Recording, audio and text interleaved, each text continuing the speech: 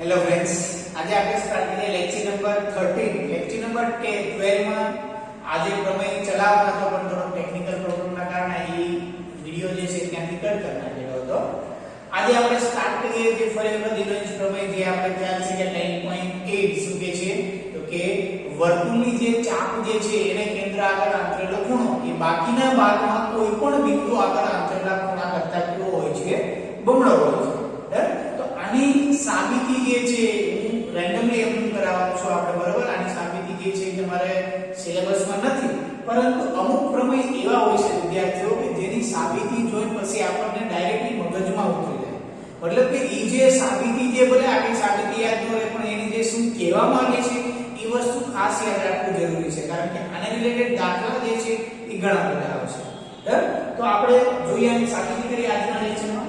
શું કહે છે તો વર્તુળની ચાપ. હવે આપણે આના ગયા લેક્ચરમાં જે ચાપ દ્વારા અને જીવા દ્વારા જે રિલેશન જે હતું ચાપ ખૂણો કઈ રીતના આંતરે છે એ વસ્તુ આપણે જોઈએ. સમાન ચાપ હોય તો એને અનુરૂપ જીવાઓ સમાન જીવા હોય તો એને અનુરૂપ ચાપ પણ કેવી હશે? સમાન છે. અને જો અનુરૂપ ચાપ સમાન હશે તો એને પણ કેન્દ્ર આગળ આંતરેલો ખૂણો પણ કેવો હશે? સમાન છે. આ જે નાના પોઈન્ટ જે છે એ આપણે ગયા લેક્ચરમાં જોઈ ગયા. આજના લેક્ચરમાં આપણે 10.8 નામનો જે પ્રમેય છે એ આપણે સાબિત કરીએ. તો પહેલા પ્રથમ પ્રમેય શું કહેવા માંગે છે એની આકૃતિ દોરીને આપણે સમજીએ.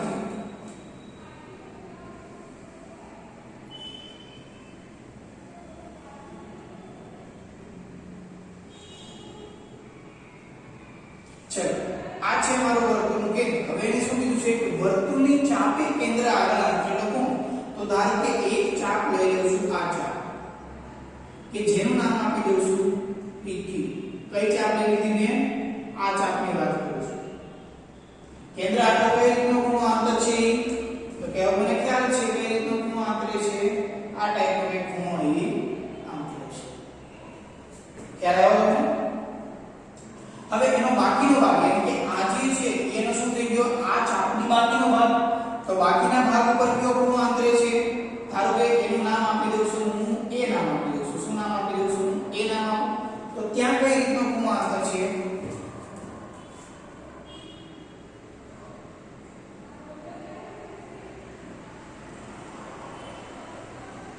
આ ટાઈપનું કંઈક થશે. ખ્યાલ આવ્યો તમારે? આકૃતિ કઈ રીતની છે? તમે આને મેં આમ દોરી, તમે આમ કરીને આમ ચાપ થોડી મોટી પણ લઈ શકો છો. ખ્યાલ આવ્યો? ચાલો, હવે આપણે સાબિત શું કરવાનું છે એ વિધાન ખાલી અહીં લખ્યું છે. બરાબર? ચલો, મારે શું સાબિત કરવાનું છે તો કે વર્તુળની ચાપે કેન્દ્ર આગળ કયો ખૂણો આંતરે છે તો કે આ ખૂણો આંતરે છે. કયો ખૂણો? POQ. ખૂણો POQ ઈ શું થાય છે તો વર્તુળ બાકીના ભાગમાં કોઈ પણ બિંદુ આગળ આંતરેલા ખૂણા કરતા બમણો હશે. કયો ખૂણો? કેન્દ્ર આગળ આંતરેલો. કેવો હોય છે તો કે બમણો. કયો ખૂણા કરતા તો કે PAQ કરતા. PAQ કરતા. ચલો, આ વસ્તુ ખાસ યાદ રાખવાની છે વિદ્યાર્થી મિત્રો. આ વસ્તુ આપણે શું કરવાની છે? સાબિત કરવાની છે. ફરી વખત યાદ અપાઈ દો. વર્તુળના કેન્દ્ર આગળ આંતરેલો ખૂણો એ વર્તુળના બાકીના ભાગના કોઈ પણ બિંદુ આગળ આંતરેલા ખૂણા કરતા બમણો હોય છે. કયો ખૂણો? કેન્દ્ર આગળ. આ વસ્તુને આપણે સાબિતી જોઈએ છે કે કઈ રીતના આપણે સાબિતી કરી શકીએ છીએ. ચલો, હવે ધ્યાન રાખો. હું અહીંયા બે પાર્ટ પાડી દઉં છું. અહીં થોડી જગ્યા છે એટલે અહીં લખું છું. બરાબર? બે પાર્ટ પાડી. ચલો, મારે કયો ખૂણા કરતા બમણો છે? આ ખૂણો આ ખૂણા કરતા બમણો છે. યાની કે મારે એક ખૂણો જોઈએ છે POQ અને બીજો ખૂણો જોઈએ છે PAQ. તો હવે હું શું કરું છું કે આમાંથી એક પસાર થતી રેખા દોરું. OA માંથી પસાર થતી એક રેખા દોરું છું. એને અહીં નામ આપી દઉં છું B. ઓકે? ચલો, હવે O થી A નો અંતર, O થી P નો અંતર અને O થી Q નું અંતર કેવું થશે? વિચારો. શું કહેવા માંગુ છું? O થી A નું અંતર, O થી P નું અંતર અને O થી Q નું અંતર કેવું હશે? સમાન, કારણ કે વર્તુળની ત્રિજ્યા હોય છે. તો આમાં જે છે ને આપણે 3 પોઈન્ટનો ઉપયોગ કરવાનો છે. એક તો આપણે બહિષ્કોણ કઈ રીતના બનશે હું તમને સમજાવીશ, અને બીજો વસ્તુ કે ત્રિકોણની કોઈ પણ બે બાજુઓ સમાન હોય તો તેની સામેના ખૂણા કેવા થાય છે? સમાન થાય છે. આ 3 કઈ રીતના એ આપણે જોઈએ. તો અહીંયા તમને એક ત્રિકોણ જો કયો દેખાય છે OAQ દેખાય છે ત્રિકોણ OAQ. ચલો આપણે કહીએ બે ત્રિકોણની વાત કરીએ છીએ. એક ત્રિકોણ છે OAQ અને બીજો ત્રિકોણ છે OAP. હવે આપણે જોઈએ. ચલો પહેલા પ્રથમ કયા ત્રિકોણમાં વાતચીત કરું છું? ત્રિકોણ OAQ. તો પહેલા પ્રથમ મને એટલી ખબર પડે કે O થી M અને O થી Q નું અંતર બંને કેવું થાય છે? સરખું થાય. તો અહીંયા આપણે લખી નાખીએ કે ભાઈ O થી A બરાબર O થી Q. શું કામ? કેમ કે વર્તુળની શું છે? ત્રિજ્યા છે. ખ્યાલ આવ્યો ને? શું કામ? કેમ કે આપણે અહીં જોઈએ આ વર્તુળનું કેન્દ્ર અહીંથી આનું અંતર અહીંથી આનું અંતર અહીંથી આનું અહીંથી આનું અહીંથી આનું આ બધા અંતર કેવા હોય છે? સમાન છે કારણ કે વર્તુળની ત્રિજ્યા છે. ચલો હવે આપણે વાતચીત કરીએ. મારે કયો ખૂણો જોઈએ છે? POQ. પણ એમાંથી એક આ અડધો ખૂણો જે છે આ લાલ ખૂણો જે દેખાય ઈ ખૂણો બહિષ્કોણ થશે. હવે તમને બહિષ્કોણ યાદ છે. ચાલો ફરી વખત બહિષ્કોણ યાદ અપાઈ દો. બહિષ્કોણ એટલે શું થાય? આ નાખી દો બધું ABC નાખી લઈએ. તો આ જે ખૂણો જે છે એ કયો છે? બહિષ્કોણ. કોનો બહિષ્કોણ થાય? ABC. અને બહિષ્કોણનો ખૂણો બરાબર શું થાય છે? અંતઃસમૂહકોણના સરવાળા બરાબર. તો અહીં જો આ જે રેડ કલરનો ભાગ છે QOB ઈ કોનો બહિષ્કોણ થશે? AOQ નો બહિષ્કોણ થશે. અને બહિષ્કોણ છે ઇટ મીન્સ કે શું? એના અંતઃસમૂહકોણનો સરવાળો. તો અહીંયા અંતઃસમૂહકોણ કોણ થશે? એક તો આ બ્લુ વાળો ભાગ અને કયો ભાગ થશે? આ બ્લુ વાળો ભાગ. હેલો, તો રેડ બરાબર શું થશે? આ બંને ખૂણો સરવાળો. તો આપણે અહીંયા લખીએ. ચલો ત્રિકોણ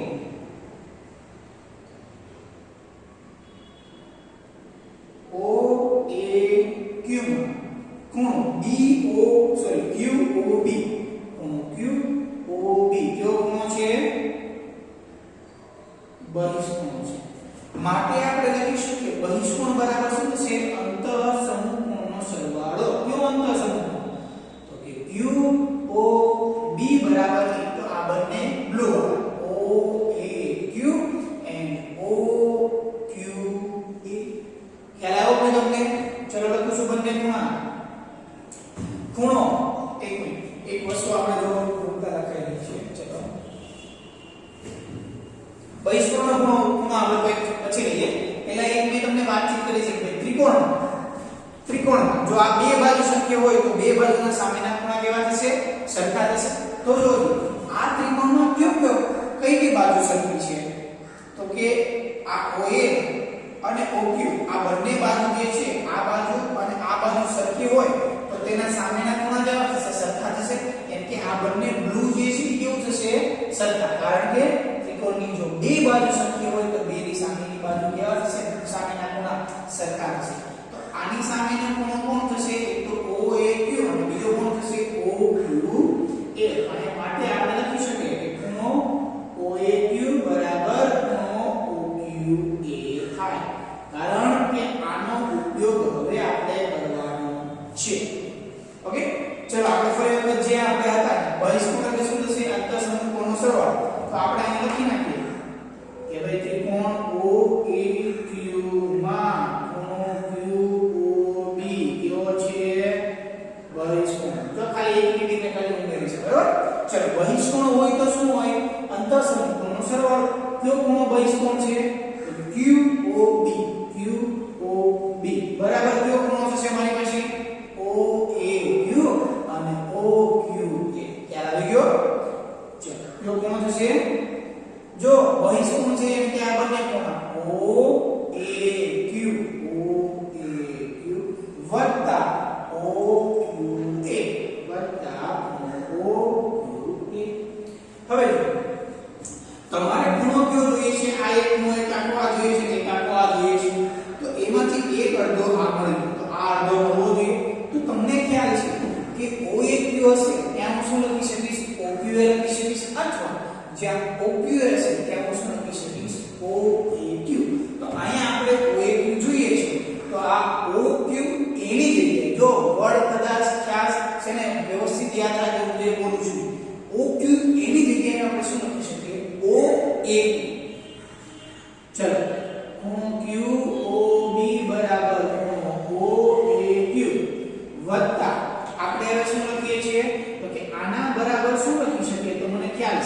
લખી શકીએ આપણે ખૂણો OAQ.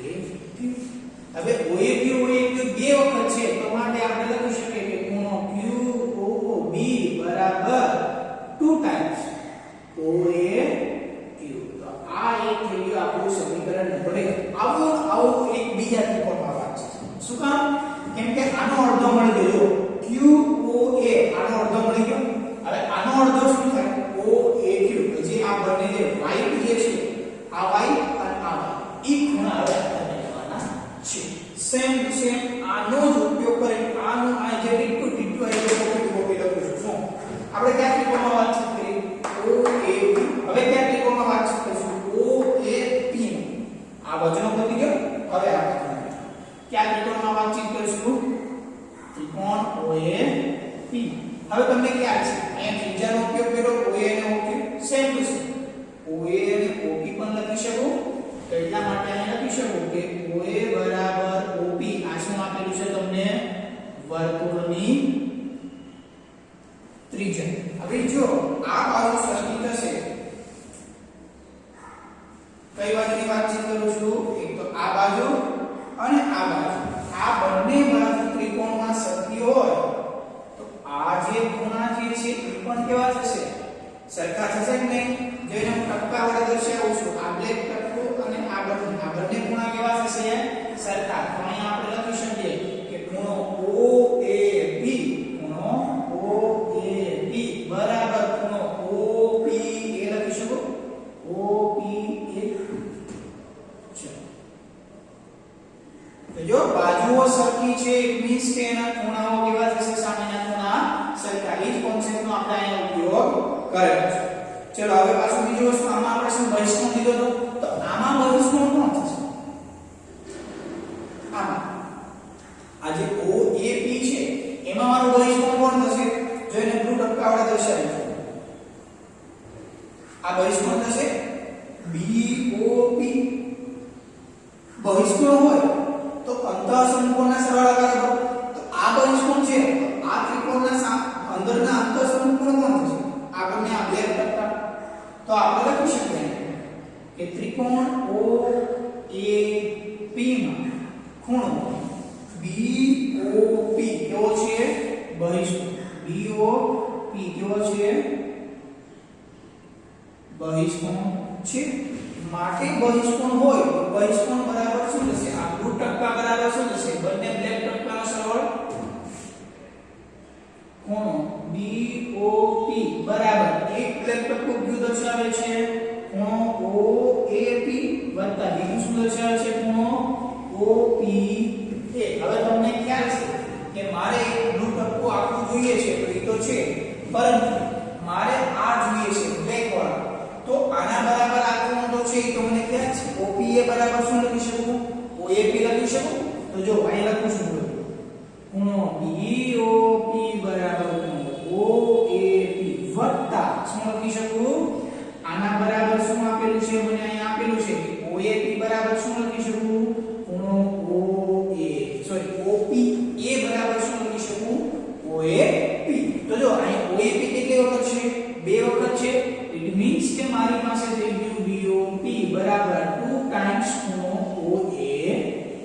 હવે જોજો, હવે આપણે મેન આપણે આવીએ છીએ સમીકરણ નંબર 2 આવી જઈશું. આ બંને વસ્તુ સમજાય. હવે આપણે આગળ વધીએ. જો પ્રમેય સિલેબસમાં નથી એટલે એવું બહુ લાઇટલી લેવાનું નથી. ખરેખર યાદ રાખવાની વસ્તુ છે. આ યાદ રાખવા જેવી વસ્તુ છે કે આનો ઉપયોગ તમારે આગળ આવશે. આ મેઇન વિધાન છે. આનો ઉપયોગ તો બહુ આવશે. કઈ રીતના આવે છે એ આ સાબિત આપણે કરીએ છીએ. એટલે બહુ હલકામાં લેવાની વસ્તુ નથી હો. ચલો સમીકરણ 1 અને સમીકરણ 2 નો સરવાળો કરીએ તો જ્યારે સમીકરણનો સરવાળો કરીએ છીએ ત્યારે શું આવે છે? ડાબી બાજુનો સરવાળો અને જમણી બાજુનો સરવાળો. તો ચલો અહીં લખું છું સમીકરણ 1 અને સમીકરણ 2 નો સરવાળો કરતા સમીકરણ 1 ની ડાબી બાજુ કઈ છે?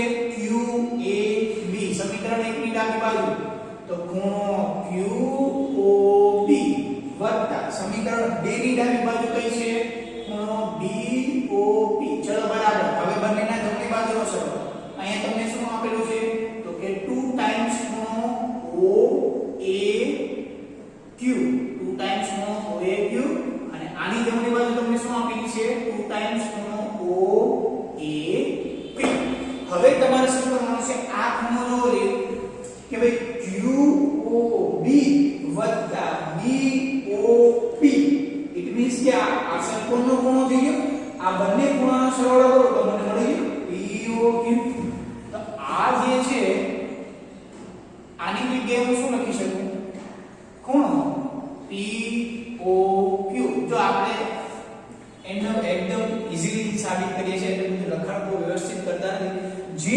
મેઇન પોઈન્ટ છે એ વસ્તુ માં લખું ચલો હવે 2 ટાઈમ્સ 8 મીન્સ કે આમાં જો બંનેને બે જે છે એ કોમન કાઢી શકું બે કોમન કાઢતા આ ખૂણો કેવો જો OAQ વત્તા ખૂણો OAP ચલો જી જોવો જી ખૂણો OA એક મિનિટ સોરી સરવાળો કે એક મિનિટ છે OAQ હા જો જે અહીં શું કહેવા માંગે છે ખૂણો OAQ એટલે કે આ બ્લુ વાળો વત્તા ખૂણો OAP એટલે કે આ બ્લેક આ બંનેનો સરવાળો કરો તો આ તો આ સમકોણ થઈ ગયો કયો આ સમકોણ તો કે PAQ તો આની જગ્યાએ હું શું લખી શકીશ PAQ તો કે જો POQ બરાબર 2 ટાઈમ્સ શું લખી શકું PAQ અને આ જ વસ્તુ આપણે સાબિત કરવાની હતી જે સાબિત થાય છે વિદ્યાર્થી મિત્રો ખાસ યાદ રાખજો આ પ્રમેય જે છે મોસ્ટ ઇમ્પોર્ટન્ટ છે બરાબર ચલો ફરી વખત તમને યાદ કરી દો શું કહેવા માંગે છે તો કે કેન્દ્ર આગળ આંતરેલો ખૂણો એ બાકીના ભાગમાં આંતરેલા ખૂણા કરતા બમણો હોય છે આ વસ્તુ તમારે શું કરવાની છે સાબિત કરો અને અહીંયા આપણે સાબિત કરીએ ખ્યાલ આવ્યો તો શું યાદ રાખશો જો તમને આના રિલેટેડ એક થોડો એક્ઝામ્પલ લઈને તમને સમજાય કઈ રીતનું એક્ઝામ્પલ લઉં છું ચલો અહીંયા એક્ઝામ્પલ લઉં છું પ્રેક્ટિસ પેપરમાં કેવા પ્રકારના સમ આવે એ હું તમને હવે દર્શાવું છું હવે હું તમને કહું છું ધારો કે એક લઈ લઉં છું અહીંયા PQ અને અહીંયા લઈ લઉં છું R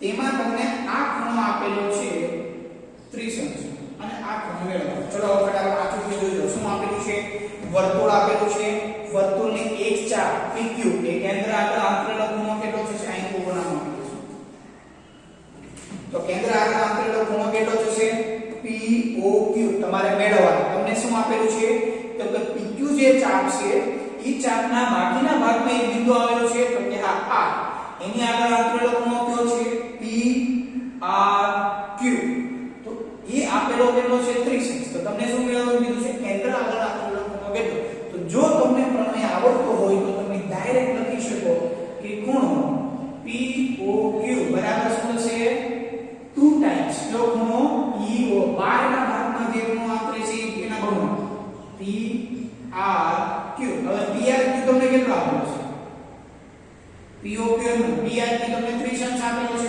તો 30 ગુણ્યા 2 એટલે શું થઈ ગયું POQ બરાબર કેટલો છે 60 અંશ થઈ ગયું તો આ રીતના તમારે દાખલા જે છે એ પૂછાવાના છે ડન હવે તમને એમ થાય ચલો આની જગ્યાએ બીજો એક એક્ઝામ્પલ એટલે આપણે સમજી લઈએ example number 2 same to same એક વર્તુળ આપેલું છે તેનું કેન્દ્ર O લઈ લઈએ હવે આપણે ચાપ લઈએ છીએ A અને B એ પણ કે કેન્દ્ર આગળ આપેલો ખૂણો આ ટાઈપનો છે અને કેન્દ્રની બહારનો ભાગમાં કોઈ એક બિંદુ આવેલું છે એ બિંદુ સમજો અહીંયા આવેલું છે C તો E એક કઈ રીતના ખૂણો આંતર છે આ ટાઈપનો ખૂણો આંતર છે ચલો હવે આ ખૂણો તમને આપેલો છે 90 અંશનો ડન અને તમને મેળવવાનો કીધો છે આ ખૂણો કઈ રીતે થશે તો વર્તુળની એક ચાપ જે AB છે એનો કેન્દ્ર આગળનો આંતરેલો ખૂણો હવે ચાપના બાકીના ભાગમાં કયો બિંદુ આવેલો છે C તો તમે આ પ્રમેયનો ઉપયોગ કરી શકો કે ખૂણો AOB બરાબર 2 ટાઈમ્સ ખૂણો ACB હવે તમારે મેળવવાનું શું છે ACB B નથી બોલા ચલો પહેલા આપણે કિંમત મૂકીએ તો તમે વધારે થાય AO B કેટલા છે 90 વોલ્ટ બરાબર 2 ટાઈમ્સ ખૂણો ACB મારે શું જોઈએ છે ACB ACB ને હું જો કરતા બનાવું ACB ને કરતા બનાવું તો ACB ના ગુણકમાં પણ છે 2 એ 2 ક્યાં જશે છેદમાં કોના તો કે 90 અંશના છેદમાં તો કે આનો આન્સર શું આવી ગયો ACB બરાબર 45 અંશ તો આવા પ્રકારના ક્વેશ્ચન જે છે એ તમને પૂછાઈ શકે છે ખ્યાલ આવી ગયો તો આ હતો મેઇન ભાગ હવે હું થોડો જે મેઇન પોઈન્ટ છે આ એક ચાપ તમને એમ લાગે કે ભાઈ આ ચાપ છે સપોઝ ચાપ મારી અલગ હોત ગુરુ ચાપ હોત તો હું કઈ રીતના લખું અહીં તમારી લઘુ ચાપ છે ગુરુ ચાપ હોય તો કઈ રીતની આકૃતિ છે તો હવેના જે પોઈન્ટ જે છે એ કામ કરી આપણે નેક્સ્ટ લેક્ચરમાં રાખીએ કેમ કે નેક્સ્ટ લેક્ચરમાં આપણે વધારે સમજી શકીશું એની બાબતે બરાબર આ લેક્ચરમાં કે તમે વધારે કન્ફ્યુઝ થશો પણ કોઈ વાંધો નહીં પ્રમેય જે છે વ્યવસ્થિત નિરાતે એક વખત લખી રફ નોટમાં લખી પછી પાકી નોટમાં વ્યવસ્થિત મોઢે લખવાનું છે તમારે પ્રેક્ટિસ કરવાની છે ભલે આપણે સિલેબસમાં નથી પણ આ વિધાન જ્યારે યાદ ના રહે ત્યારે તમારે પ્રેક્ટિસ કરવાની કઈ ટાઈપના દાખલા હશે તો એના પણ મેં તમને બે ઉદાહરણ આપી દીધા ડન તો નેક્સ્ટ મળીશું આને જે બે ટોપિક બાકી છે અને પછી આપણે આગળ